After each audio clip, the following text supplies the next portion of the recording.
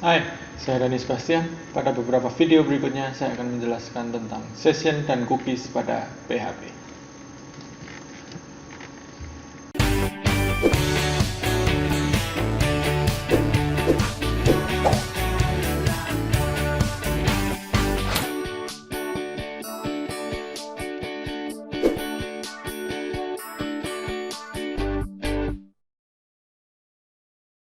Topik pada video kali ini adalah cookie dan session. Tetapi sebelum kita lanjut ke pembahasan tentang cookie dan session, kita lihat dulu tentang website problem. Jadi, seperti yang kita tahu, website itu berkomunikasi di atas internet, kemudian dia menggunakan protokol HTTP.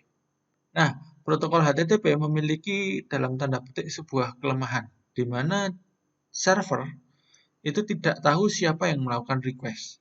Jadi setiap request dari klien itu akan selalu dianggap request baru. Saya di sini memberikan sebuah contoh. Jadi pertama, kalian melakukan akses ke sebuah website artikel motivasi atau artikel berita.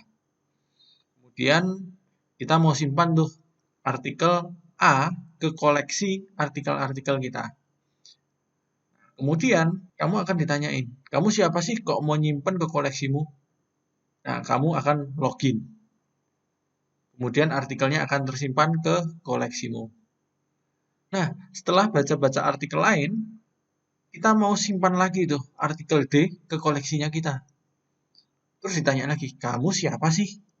Nah, itu adalah contoh website problem. Nah, dari kasus ini kita sebenarnya membutuhkan informasi yang dapat mencatat siapa sih yang melakukan request. Dan itu solusinya adalah cookie dan session. Nah, cookie dan session itu sebenarnya sama-sama merupakan media penyimpanan informasi yang bersifat global untuk aplikasi website. Tetapi ada beberapa hal yang membedakan.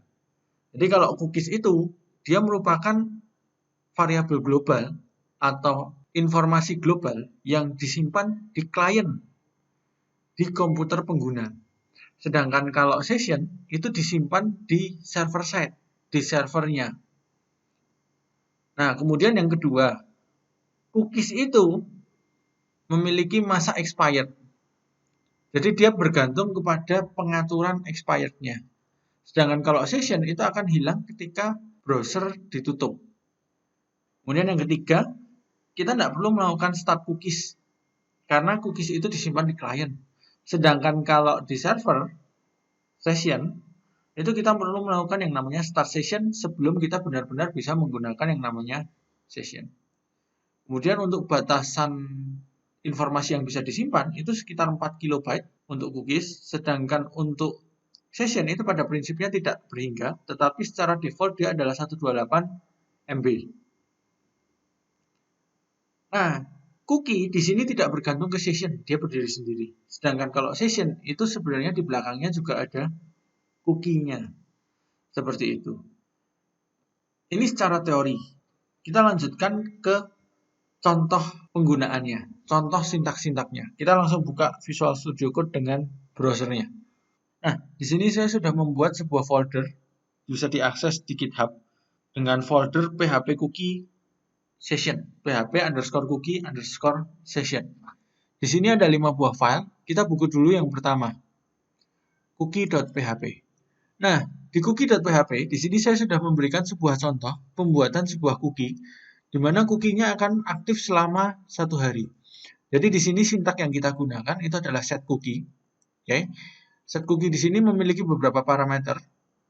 Itu kita bisa lihat di B3 School, tetapi di sini saya hanya menggunakan 1, 2, 3, 4 parameter. Jadi ini parameternya. Ada name, value, expired, kemudian path, domain, secure, dan seterusnya. Yang wajib itu adalah cookie name-nya. Ya. Nah, di sini saya mencoba membuat sebuah cookie yang aktif selama 24 jam. Di sini cookie itu bergantung terhadap yang namanya expired. Jadi di sini saya menggunakan fungsi maketime, kemudian saya buat 60 kali 60 kali 24. Nah, di sini saya membuat sebuah cookie. Kemudian di bagian content body, saya melakukan percabangan. If cookie-nya tidak ada, saya cetak cookie-nya tidak ditemukan. Jadi di sini saya melakukan pengecekan cookie dengan nama profil. Harusnya isinya adalah Dani Sebastian. Kalau ada, saya akan echo string seperti ini. Dan saya akan cetak juga value-nya. Kita buka. Nah, ketika dibuka pertama kali, cookie-nya nggak ada. Padahal di atas sudah dibuat. Nah, jadi cookie itu akan bisa digunakan ketika request yang berikutnya. Seperti ini. Jadi ketika saya lakukan refresh lagi, di sini muncul cookie profil. Itu sebenarnya isinya adalah Dani Sebastian loh. Oke. Kemudian kita buka yang kedua. Cookie delete. Jadi, cookie itu tidak bisa dihapus. Cara menghapusnya adalah dengan membuat expired time-nya mundur. Jadi, kalau di sini saya contohkan adalah expired time-nya adalah 1 jam ke belakang. Jadi, sudah 1 jam yang lalu. Seperti itu. Kemudian, saya di sini tetap melakukan pengecekan. Kalau tidak ada, cetak cookie tidak ditemukan. Kalau ada, cetak seperti ini. Oke, kita coba jalankan. Loh, dijalankan kok masih muncul? Ya, ingat yang tadi sempat saya jelaskan. Jadi cookie itu berlaku ketika request yang berikutnya. Jadi setelah saya hapus, request berikutnya baru dianggap tidak ada. Coba kita refresh di sini. Nah, di sini muncul cookie tidak ditemukan. Oke, jadi ini cookie. Saat ini cookie itu cukup jarang digunakan karena disimpan di klien. Karena disimpan di klien, risiko security-nya cukup besar. Yang lebih sering digunakan itu adalah session. Kita buka session.php. Oke, session.php. Nah, di sini saya hanya membuat sebuah file PHP yang singkat sekali, cuma ada 14 baris, di mana isinya cuma session start. Jadi kalau kita mau menggunakan session, kita harus session start dulu. Jadi untuk dapat menggunakan fungsi-fungsi session, kita perlu melakukan yang namanya session start pada line 2 ini. Oke. Nah, fungsi session start itu harus dijalankan sebelum ada karakter tercetak di sebuah halaman website. Bahkan sebuah spasi pun itu bisa menghasilkan sebuah error. Oke, perlu dicatat. Jadi session itu berbeda dengan cookie, di mana fungsi set cookie itu harus diletakkan sebelum tag HTML. Sedangkan kalau session itu kita bisa letakkan di bagian HTML manapun.